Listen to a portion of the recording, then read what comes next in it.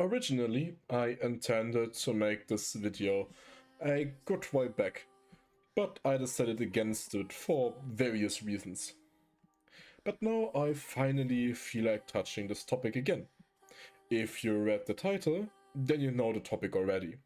But in case you haven't, today I wanted to talk about the niche that is known as boss killing in Arknights. But first of all, what is my definition of a boss killer? Just so that we are on the same page.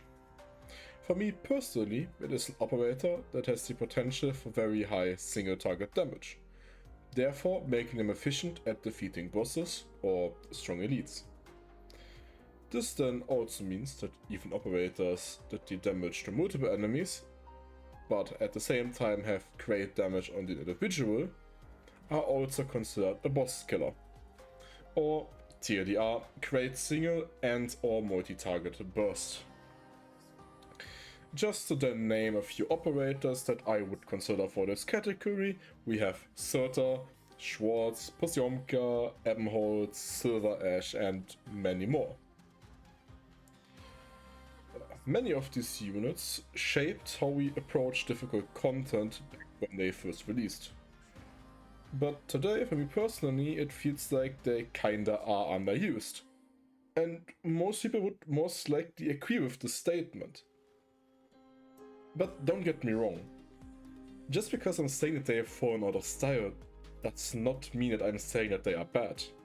I'm just saying that they have become a secondary pick, or a pick you only use for a certain niche. Like, in case you need to stall and have damage, you bring along Surta. Or you need a wide range invis reveal or some wide range burst, you bring along Silver Ash. Or you need to deal damage to an enemy, but he's in a danger zone, so you bring along Posyomka and her typewriter. And most of us should know the reason why these operators have fallen off a bit. Obviously, we have the simple thing of power creep, new operators being stronger and all of that, which shouldn't be that much of a surprise. Then we also have new system mechanics, like elemental damage, which is just strong in and of itself. In the end, I think the main problem they have is that our operators deal just as much damage as them and offer up more utility on the side. Let's just look at the recent addition to our roster, Lemuel. Lemuel is quite strong. Not only does she have the good damage as a dead eye sniper, but she also has quite a good amount of skills you can utilize and switch between. First of all, her skill 2 is an overall good AFK skill, and when her talent activates, it becomes a pretty strong single target global attack. Her skill 3 is good wave clear tool, which also gets the global property once her talent triggers, and then on top of that still has great single target damage. And just this alone is more than enough to give Lemuel multiple roles to fill in your squad. The same goes for operators like Typhon. We either AFK with her skill 2, having good damage, slow, multi-target and stun. And then in case we really want to burst down that one particular enemy, we use skill 3 to just fire a barrage of arrows that then hit or can hit multiple targets, but it shines against a single target. Combine that with a talent which ignores target's death with each consecutive attack, and we have a pretty strong burst who also offers utility if used on the right skill. And we can just continue this trend down the line. Operators like Logos, Opianos, Wizardel, Dragon Pressure, and so many more. While these operators need a bit more investment, like more masteries in a second skill or a module, in the end you get more return on investment on top of some really strong things, like Dragon Pressure being automatic SP regeneration.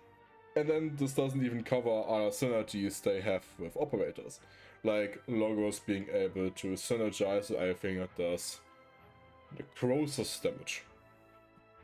But now, if we look at our classic boss killers, so those operators I mentioned at the beginning, they usually come with a downside. Like Ebenholz needs to have stored charges to effectively burst down a strong enemy. Silver Ash loses defense by losing his skill 3. Surta just slowly burns herself. Posyomka needs a position for her and her typewriter to gain the maximum benefits. Schwartz needs a line just like Posyomka's typewriter to effectively deal damage. And so on and so forth. Meanwhile, let's take a look at our new Broken. We have Wizardo. She just needs to activate her skill 3 in order to gain 2 additional summons who all have Blemisher and stats. She can slow, she has AoE, she gets camouflage, she gains more damage to the main target, she gets stun, she gets ammo, which means you could just leave her and deactivate it anytime to recharge. And she can also target aerial units, and she most likely can do your taxes as well. And all of that without any downsides whatsoever. Well, at least not any downsides in her kit. There are obviously a few other things, but this is not what this is about. And I mean, it should now be pretty clear. Boss killing obviously has become a victim of power creep. Or at least operators that used to be considered boss killing operators. We most likely won't see their former glory return, which with many more operators also coming out in the future. Like, just look at the new Silver Ash that's coming out.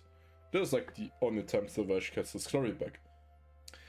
And while there's like nothing stopping you from bringing along those OG single target burst operators, there most likely is a modern alternative that is able to do their job more effectively. But this is what I think. What about you guys? What is your take on this entire topic? Leave a comment, and obviously on your way down, like and subscribe. It would really help me out a lot. But yeah, I just wanted to get this small little topic out of my to-do list. I will see what you guys have to write in the comments. So, goodbye, until next time.